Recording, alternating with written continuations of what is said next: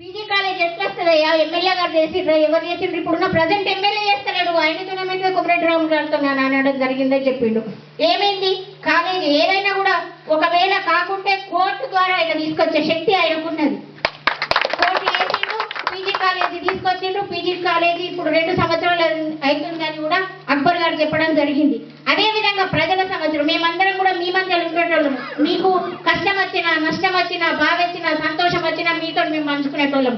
మేము ఏదో పెద్ద కులస్తులం కాదు, మీ అందరితో మేము రైతులమే, మాకు మీ బాధ తెలుసు. ఇప్పుడు తేజలక్ష్మి కూర్చున్నందుకు ఇక్కడ ఉన్నట్టు మహిళలందరూ కూడా ఏమంటున్నారు? నీ పేరేంటి? రాజా, వీళ్ళందరూ ఉన్నారు కూడా, వాళ్ళందరూ ఏమంటున్నారంటే మేము తప్పక మద్దతు కూర్చుంటాం. తేజలక్ష్మి కొరకు కాదు, మా అందరి కొరకు మేము చెరుకు పండిస్తాం, మా అందరి కొరకు ఆమె కూర్చున్నది, ఆమెకు మద్దతుగా మేము రోజు కూర్చుంటామని చెప్పడం జరిగింది. ఎంతో సంతోషకరం. అయితే 22 సంవత్సరాల నుంచి తెలియని ఫ్యాక్టరీ ఆమె పెళ్లిలకు వస్తుంది, ఫంక్షన్లకు వస్తుంది. కవిత గారు మొన్న రైతులందరూ కూడా ఆమెను అడ్డుకుంటే కనీసం వచ్చి పలకరించడం కూడా లేదు. రైతులు ఓటేస్తేనే కదా ఆమె గెలిచింది, మన ప్రాంతంలో అందరూ ఓటేస్తేనే కదా ఆమె గెలిచింది. అయినా కూడా ఆమెకు అంత నిర్లక్ష్యం ఉన్నది. మనం ఏదైతే పోరాటం చేస్తున్నామో, పోరాటం చేస్తే పోయేది ఏముంది? బానిస సంఖ్యలు తప్ప అని అన్నారు.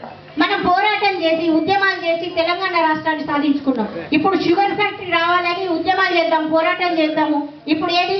నిరవధిక సహాయ ఉద్యమం ఒకటి సహాయ నిరాకరణ ఉద్యమం చేపట్టినాం.